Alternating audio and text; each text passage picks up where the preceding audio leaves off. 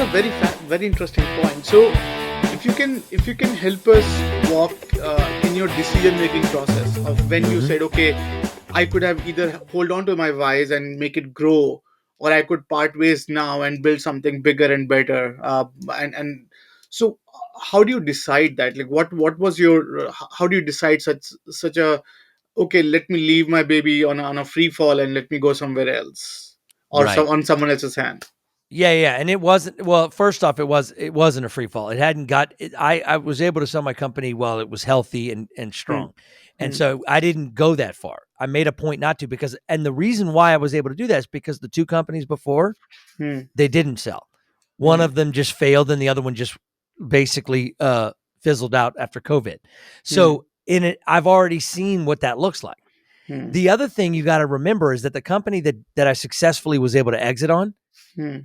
I created the exit plan before I started. That was the first, Interesting. when I built my technology company 360IA, I did not even start it before Hmm. having an exit plan. That was the first time I ever did that. Before, I just assumed that these successful companies would just go on forever. Yeah. Like, you know what I'm saying? Once you're set up, you made it. And so that's the biggest thing, is that I started with the end in mind. That's number one. So by the time that decision came, see, we're always trying to figure out, we get to these things that looks like forks in the road, and it's like, man, which way do I go? I need someone to tell me which way to go. And it's this huge decision. It's not supposed to be like that. It's supposed to be incremental, one day at a time movements to when you will get to crossroads, but there won't be 50-50 decisions.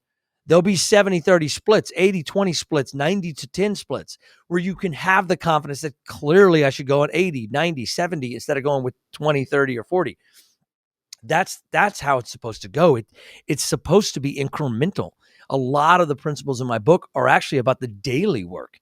This is Hmm. about daily check-ins. This is not like a quarterly check-in with myself. I've got to be every day checking in with myself, looking at how I'm fulfilling my why that goes beyond the company, but me as a human.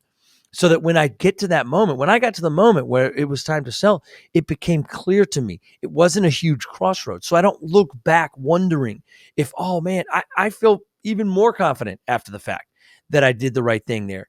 And it's because, and I don't know if I'm going to build something bigger and better and do something bigger. That might be the biggest thing I ever built. That might be the Hmm. biggest sale I ever have. But here's the difference. I'm okay with that because I have a deeper journey that I'm going for, that if that is the biggest thing, guess what? I'm okay with that. And if it's not the biggest thing and there's something bigger, I'm also okay with that.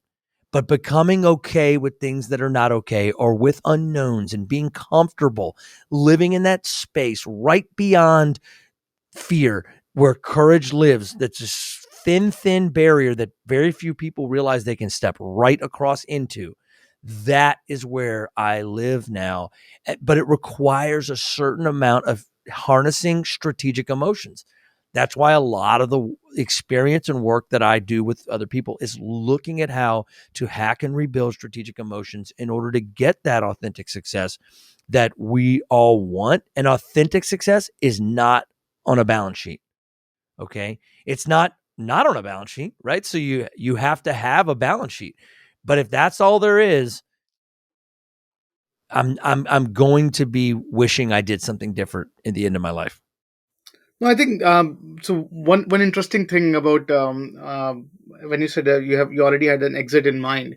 So I think I spoke with someone locally in one of the Harvard professor. He researched basically successions in an organization, Yeah, and he said that 82% of businesses don't have a realistic succession plan. that's right. So That's right. they never have an end in sight. They said they're going to live forever, and they are the most vulnerable. And he was High telling risk. me horror stories one after the other, that how two people, husband wife company, husband died, wife has no clue what to do with the business, so Yes. he sold the Yes. business from a dollar to penny.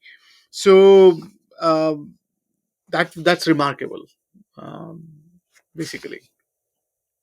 Well, it's necessary, to be honest, is that companies have got to ask themselves, am I in a company that even can have an exit? And if the exit is that you have to sell it for parts and hand it to someone else, You should know that going into it. And if Mm, it's worth it, it's worth it. There are some service businesses that just aren't a good sell, but they're a great lifestyle business. And mm, but if as long as I know that and I'm good with that, and I understand that there's a cycle and that this company will end either because I get tired or die or the industry changes or whatever, that's okay. You know, mm. it's when we get into this idea that like we will live forever or this thing will never end or I have the Midas touch and so everything I touch will turn to gold. That's when we get into trouble. Interesting. And in now knowing your why has a lot to do with the branding and marketing for an organization, right? So how do you present yourself?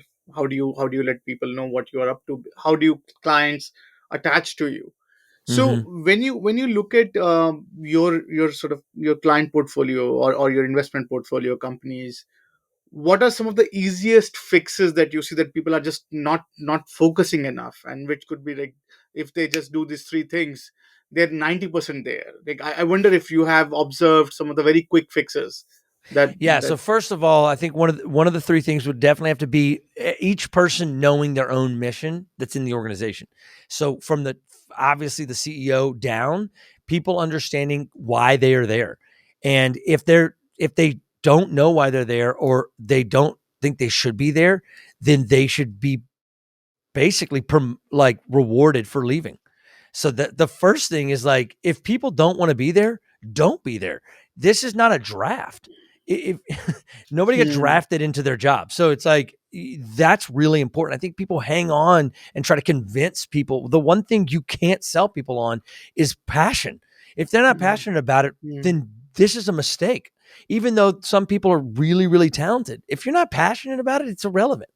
Talent is something that can be taught and worked on. Passion is not. Feeling like what they're doing is aligned with their personal mission matters. If someone is not, if their personal mission is not aligned with it, your organization will not have the stamina and the energy to go forward. So you have to be willing to ask those questions. It's a terrifying question.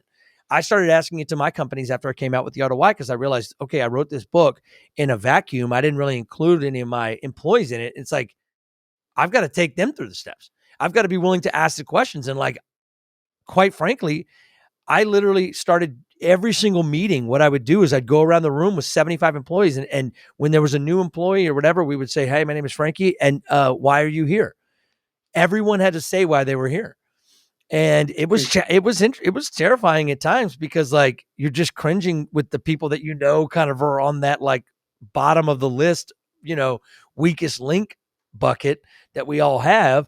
I won't name names, but at the end of the day, it's like I've got to ask that person that question. So you have to create that culture of like we are a mission focused company that we want the company's mission as well as our individual missions to align. And if they don't, that's okay, you know. And so that's one thing I would say is really important. I think also too is like we just said, I think a quick fix is like figuring out is there an exit plan, is there not an exit plan, and is that something that we can work towards, right? And do we have any kind of plan? Is there a 1 year plan, 3 year plan, 5 year plan? Even if we don't know for sure if we'll hit it, we have to have some plan, or you can plan to fail. And then the last piece is as a leader, okay, do I have a mentor, and does that mentor have what I want? 10 years ago, I was blessed enough to meet this mentor, Steve Pruitt. I talk about Steve in the book. He's now a business partner of mine. And, Steve was somebody who was very influential in my life. And the most important thing Steve did is he made me believe in myself. He was the guy that I knew that I could go to that was ahead of me in life, ahead of me in business. And I needed to have that so that I could have something to work towards and someone who's been there before me so that I'm always the student, even though maybe at my company when Steve's not there, I was the teacher. So I can't remain the student unless I have a teacher. Like it says, oh, always remain the student. Okay, cool. Who's your teacher?